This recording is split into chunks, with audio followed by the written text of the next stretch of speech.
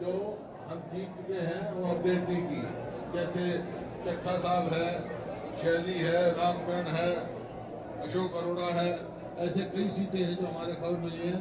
जैसे आदमपुर में भी हम लीड कर रहे हैं, गद्दे में भी लीड कर रहे हैं, बहुत सारी कॉन्स्टिट्यूंसी हैं, जैसे वतन में हम लीड में जा रहे हैं। तो ये अपडेट नहीं हो रहा है डाटा इलेक्शन कमीशन में, और कई जगह काउंटिंग की गई है। तो मेरा एक तो सभी जो काउंटिंग एजेंट हमसे साथियों से निवेदन है कि आप डटे रहो, मेजोरिटी आ रही है। पिछले 3 चुनावों में जयराम साहब, पिछले 3 चुनावों में हमने देखा कि 50% से ज्यादा विक्ट्री मार्जिन में जो है बहुत क्लोज विक्ट्री मार्जिन रहे। आपको लगता है इस बार भी यही खेल होगा? नहीं, जो कुछ मुझे कहना है मैंने कह दिया है। ईसीआई से सवाल हमने पूछा है और जैसा कि पवन खेरा ने कहा है, कई 8 सीटें हैं जहां 10-11 राउंड के नतीजे आ चुके हैं, पर चैनलों में सिर्फ 4 या 5 राउंड के नतीजे आ रहे हैं। तो ये दबाव है ना, सरकार की ओर से एक दबाव बनाया जा रहा है।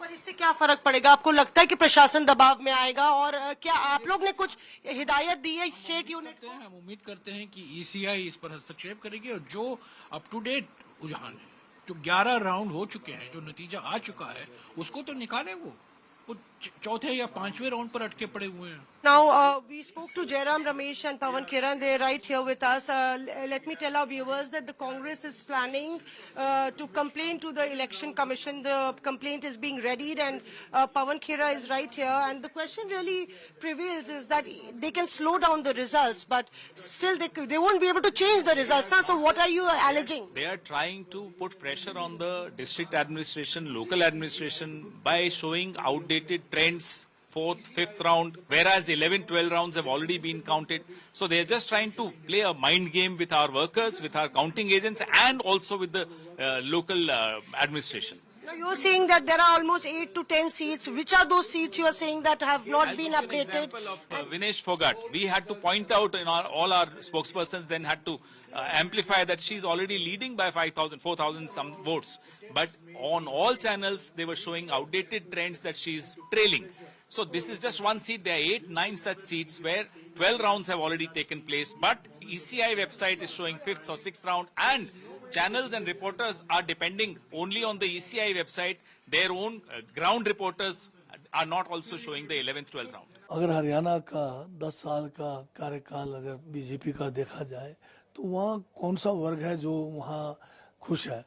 वहाँ के किसान जो है, वहाँ के जो नौजवान हैं, वहाँ के खिलाड़ी हैं जो इंडिया के मतलब सबसे ज़्यादा मेडल लाने वाले खिलाड़ी हैं, वो सारे हर वर्ग वहाँ जो है भाजपा के शासन से जो है परेशान है। उसके बावजूद भी अगर वहाँ पर बीजेपी को अच्छी मतलब वहाँ पर कोई लीड मिलती है या बढ़त मिलती है तो लोकतंत्र के दुर्भाग्य है। जयराम रमेश का अपना काम है और वो शुरू से ही अपने काम में लगे हुए हैं।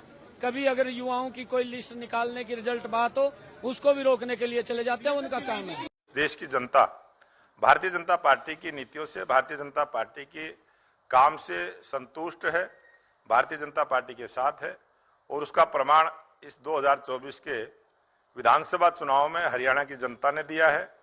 स्पष्ट बहुमत की सरकार तीसरी बार हरियाणा प्रदेश में भारतीय जनता पार्टी की बनने जा रही है, और जिस प्रकार के रुझान भी आए हैं, रुझानों पर विश्वास करते हुए हमें पूर्ण विश्वास है कि ये रिजल्ट इसी प्रकार का रहने वाला है। हरियाणा में क्या कांग्रेस पार्टी को आपको लगता है, आप लोग तो साथ में गठबंधन में है, उनको इंट्रोस्पेक्ट करने की जरूरत है? आप लोग किस तरीके से? मैं मानती हूँ जीते वालों को भी इंट्रोस्पेक्शन होनी चाहिए कि क्या सही काम हुए, क्या गलतियां हुई। सेम जो हारे हैं वो भी इंट्रोस्पेक्ट करेंगे। ऑब्वियसली इंट्रोस्पेक्शन करने की जरूरत है कि एक जब माहौल बना हुआ था, एक एंटी इनकम्बेंसी दिख रही थी, उनको अपना चीफ मिनिस्टर बदलना पड़ा था कुछ महीनों पहले, तो ये सब जब सामने दिख रहा था, फिर ऐसा क्यों है कि आप विश्वास को वोट में नहीं बदल पाए?